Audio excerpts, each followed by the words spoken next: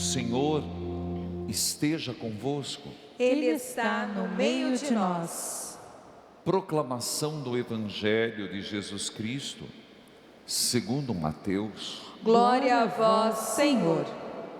Naquele tempo, Jesus foi à região de Cesareia de Filipe e ali perguntou aos seus discípulos: quem dizem os homens ser o Filho do Homem? Eles responderam: alguns dizem que é João Batista, outros que é Elias, outros ainda que é Jeremias ou algum dos profetas. Então Jesus lhe perguntou: e vós, quem dizeis que eu sou?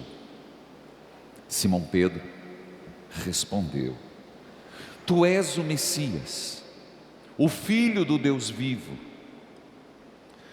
Respondendo, Jesus lhe disse: feliz és tu, Simão, filho de Jonas, porque não foi um ser humano que te revelou isso, mas foi o meu Pai que está no céu. Por isso eu te digo, tu és Pedro, e sobre esta pedra construirei a minha igreja, e o poder do inferno nunca poderá vencê-la. Eu te darei as chaves do reino dos céus. Tudo o que ligares na terra será ligado nos céus. Tudo o que tu desligares na terra será desligado nos céus. Palavra da salvação. Glória a vós, Senhor. Que a palavra de Deus perdoe os nossos pecados. Amém. Tu és o Messias, o Filho do Deus vivo. Repita comigo: tu és o Messias, o Filho do Deus vivo. Mais uma vez: tu és o Messias, o Filho do Deus vivo. Se prestamos atenção na primeira oração que é feita depois do oremos, de uma forma muito clara, nos apresenta o sentido da própria festa de hoje, Cátedra de Pedro. Coloca o texto: pois a partir da pedra, da afirmação de Pedro, constituíste a igreja. Filhos queridos, sem dúvida, a pessoa humana de Pedro foi um apóstolo a ser lapidado, foi um apóstolo que Jesus dedicou mais e mais atenção, porque ele o preparou para ser o chefe da igreja. Pedro, se você observar, em todos os grandes momentos de Jesus, de manifestações, nós chamamos de teofania, manifestação de Deus, Pedro estava já no chamado. A igreja reconhece, vou citar o Monte Tabor, que vai ser domingo que vem, a transfiguração. Mas a igreja primitiva e os próprios evangelistas, quando vão citar o nome dos 12 apóstolos, começam sempre citando Pedro, o primeiro. Isso mostra que Pedro exercia uma função de destaque diante dos 12. Primeiro ponto. Tanto que você vê a lista, é Pedro. Segundo, que entre eles já era assim, e a comunidade, depois da morte e ressurreição de nosso Senhor, reconhece a primazia, quer dizer, o destaque que Pedro tinha. Por isso, Pedro, o primeiro papa, o chefe da igreja. A pessoa humana de Pedro é fundamental, é humano, é importante. Mas eu gostaria de chamar a atenção aqui, que quando Jesus pergunta: O que dizem os homens que eu sou é dito de modo genérico. E para vocês, quem sou? Pedro toma iniciativa, reforçando o primeiro argumento que apresentei. Mas quando Jesus faz o diálogo, a interlocução com Pedro, ele disse: tu és feliz, Simão, filho de João, tu és feliz. Mas, olha como Jesus diz: quem te revelou isso foi Deus. Impressionante, porque quando ele diz isso, mostra que além de Jesus tê-lo escolhido, Deus Pai o confirma e revela a Pedro. Você compreende isso que eu estou dizendo? Olha a frase, não pode passar despercebida. Feliz és tu, Simão, filho de Jonas, perdão. Não foi um ser humano que te revelou isso, mas o meu Pai que está no céu. Por isso, tu és o Messias, o Filho do Deus vivo. Deus Pai usa Pedro para colocar a pedra que mais do que o seu humano, não negando o humano de Pedro, é a fé que ele professa em Jesus Cristo. Essa é a verdadeira pedra fundamental, a fé que Jesus é o Filho de Deus, o Messias, o Filho do Deus vivo. E é nessa pedra, nessa fé, que nós, como católicos, apostólicos, romanos, somos chamados a firmar o edifício espiritual de nossa vida. Estou sendo claro? Estou sendo claro? Isso é importante. Não desmerecendo a pessoa de Pedro, pelo contrário, ele é o chefe com todas as suas fraquezas, com todas as suas limitações, mas muito mais pelo que a graça de Deus fez naquele pescador. Tanto que, mesmo depois da negação, Jesus aparece e Pedro: tu me amas, Senhor, tu sabes tudo, tu sabes que eu te amo. Pedro, quando você era jovem, você se cingia e ia para onde queria. Chegará o tempo em que irão fazer isso. Filhos, a nossa fé em Jesus Cristo, Filho do Deus vivo. Eu dizia como é importante termos essa noção. Nós temos fé, sim, em Jesus Cristo, sim, e temos fé na igreja por Ele constituída. Vivemos um tempo que se quer um Deus sem ser uma pessoa da Trindade, um Deus sem Bíblia, um Deus abstrato, uma fé descomprometida. Um outro perigo, nós queremos um Cristo sem sacrifício, sem cruz. Queremos uma espiritualidade sem igreja. Lamento dizer, não é assim. E temos que lutar contra isso. Por isso eu citei e o farei com mais propriedade, e até dizia que perdi a filmagem. Talvez a Pascom da paróquia tenha filmado aquele primeiro momento da assinatura, vamos procurar. Mas eu vou filmar todo o processo catecumenal. Fizemos domingo a primeira assinatura, semana que vem tem mais um, depois tem mais outro. Esse processo de catecumenato, muito bem colocado, inclusive indico todos os líderes de comunidade, principalmente os catequistas, a lerem um documento da CNBB, Iniciação da Vida Cristã, 176, é isso? Se não me falha a memória, dá uma pesquisada depois, se não me fugiu o número. É importante nós percebermos, quem já é batizado na quaresma, é chamado a uma renovação da sua pertença a Deus e à igreja. Quem não é, que faça esse processo da iniciação cristã. Em Pedro, mas na pedra, qual é a pedra? Tu és o Messias, o Filho do Deus vivo. Qual que é a pedra?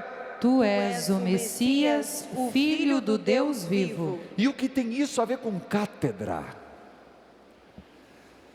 Todos os anos eu vou a Roma, não vou para passeio, eu vou com um compromisso que eu assumi de pregar no Encontro Internacional de Pentecostes. E quem sabe, quem vai comigo sabe que é o que menos faço é descansar. Acordar todo dia 6 horas da manhã, quando não 5:30. E vai, e prega, e reza. Mas indo à Basílica de São Pedro, o Papa necessariamente, quando sai da porta, que você chamaria de sacristia, ninguém entende por que tem uma imagem de Pedro em preto, por causa do material, e que o povo passa a mão no pé de Pedro. Chega a estar brilhoso, chega a estar gasto. Aquele é o trono de Pedro. Trono, cátedra, cadeira, sédia. Trono, cátedra, cadeira, sédia. São Pedro sentado. Porque quando nosso Senhor ensinava, segundo os apóstolos, ele ensinava sentado. Por quê? Eu estou ensinando, vocês estão ouvindo, estão sentados. Atitude de quem aprende.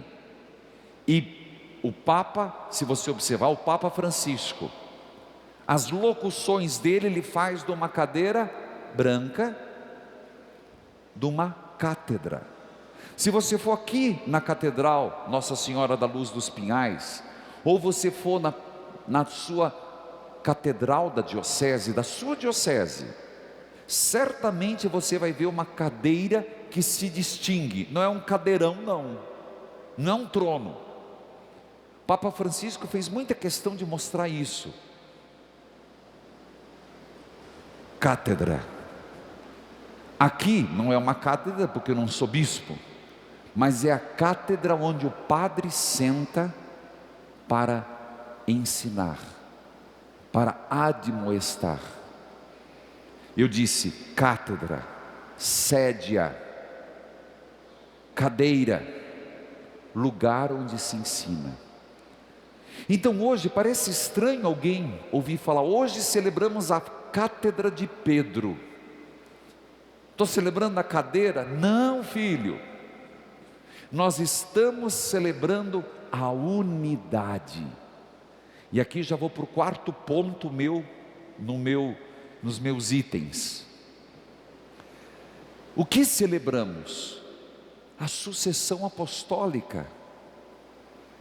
Meus irmãos, vamos ser honestos, eu não estou fazendo uma crítica, mas uma constatação. O que a gente percebe hoje?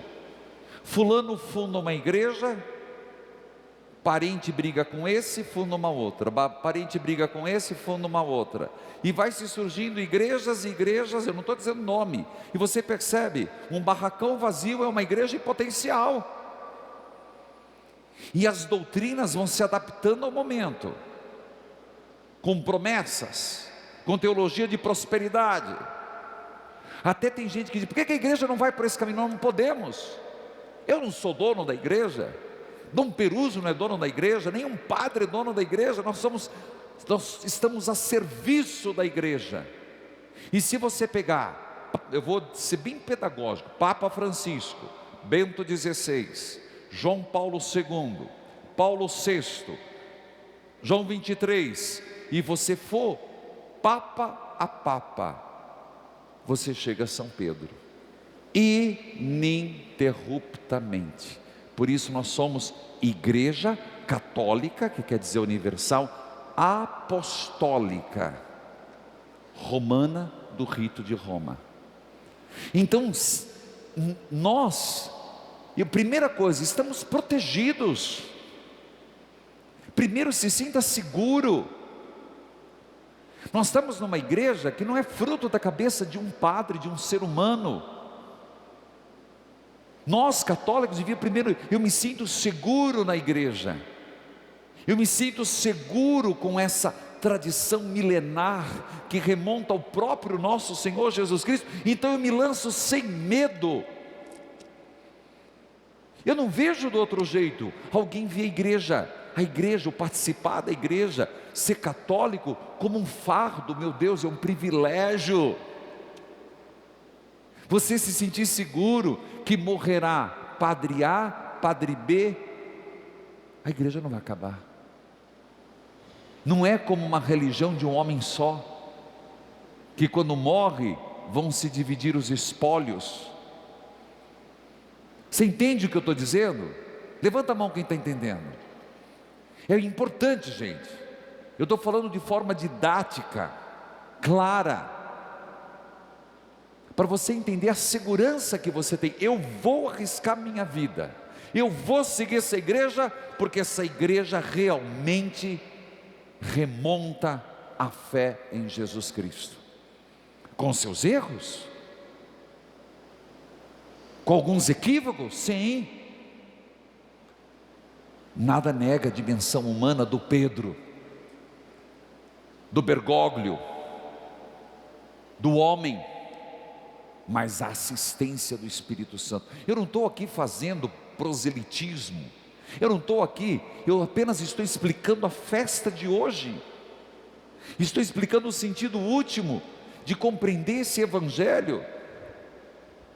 Como a gente deveria se sentir feliz, seguro e alegre. Por isso o salmo se aplica. Por favor, antífona: o Senhor é meu pastor e me conduz, não me falta coisa alguma. Claro que é o Senhor Deus que conduz, claro que é nosso Senhor Jesus Cristo que conduz pela igreja. E se vocês lembrarem, um dos pontos que eu coloquei no domingo, que o domingo tem que ecoar na semana, o segundo ponto para a quaresma, se o primeiro era decisão, o segundo era obediência. Pedro obedeceu, Maria obedeceu. Eu gostaria que hoje cada um sinceramente se sentisse: eu me sinto seguro obedecendo e pertencendo à igreja. Eu me sinto seguro na administração que a igreja faz dos 7 sacramentos. Eu me sinto seguro nessa fé alicerçada na profissão de Pedro, que do batismo, primeira Eucaristia, crisma, casamento, confissão, ordenação, unção dos enfermos, vai acompanhar a minha vida do nascimento à minha morte. Obrigado, Senhor, pela fé que eu recebi. Obrigado pela fé que meus pais passaram. Obrigado pela fé que me foi transmitida. Obrigado, Senhor, por eu ter nascido num lar, num berço católico. Às vezes a gente não agradece, e ao mesmo tempo um questionamento que não quer parar, a necessidade que temos que continuar a transmissão dessa fé, não como um fardo, como um privilégio. Você está entendendo o que eu estou dizendo?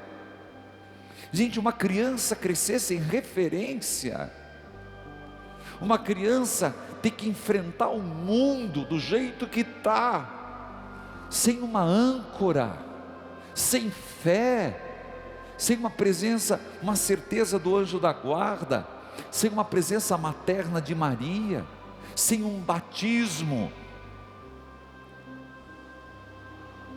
Por isso, os bispos o ano passado, que número pesquisou? Fizeram o documento 107, obrigado, só coloquei um meio, errei, 107. E eu gostaria de convidar as lideranças a lerem esse documento. Convido você que está em casa, são coisas importantes, a gente aprender a iniciação cristã, e ao mesmo tempo isso nos faz pensar: será que não está na hora, quem está me ouvindo, padre, por alguma razão eu não crismei? Por favor, filho, a igreja, vem adulto, vamos terminar um processo. Não fiz primeiro como, vamos terminar um processo. Às vezes o orgulho não deixa, às vezes a preguiça não deixa, às vezes a falta de confiança e certeza nessa pedra. Tu és o Filho de Deus, o Messias. Pedro, na segunda leitura, ele amarra de uma forma fantástica. Porque Ele que disse: tu és Pedro, e sobre esta pedra edificarei a minha igreja. Jesus disse: eu te dou as chaves do reino dos céus. Você acha que é pouco?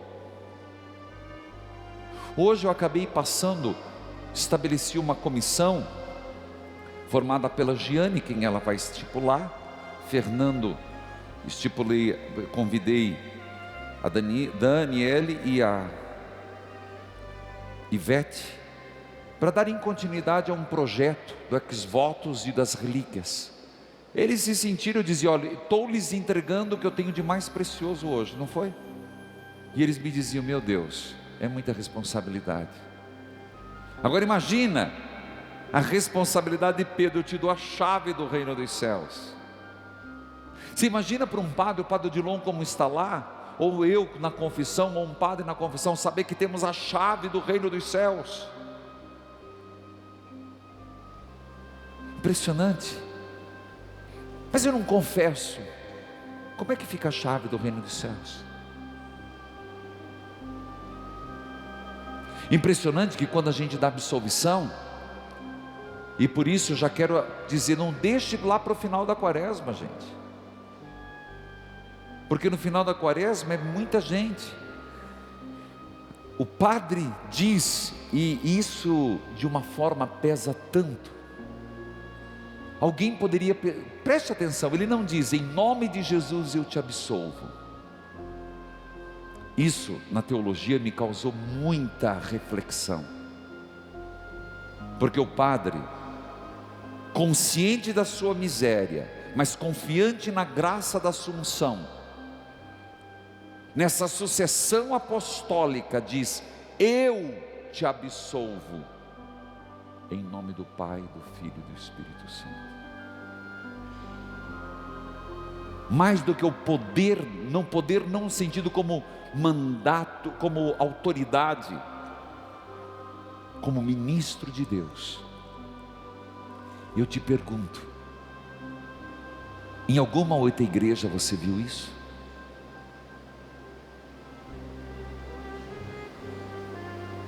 Em alguma outra igreja existe isso? Volte para casa, volte para a comunhão, volte para a unidade, volte para a pedra fundamental. Que Deus nos ajude. E último ponto, na minha cabeça, o sétimo: Eucaristia. Quinta-feira eucarística.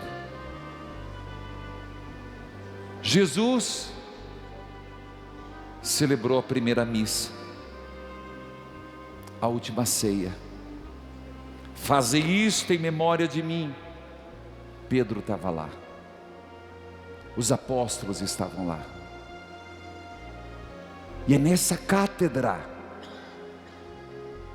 é nessa apostolicidade, é nessa comunhão que nós podemos participar da primeira, da segunda e da missa instituída por Senhor. Quem tem ouvidos, ouça.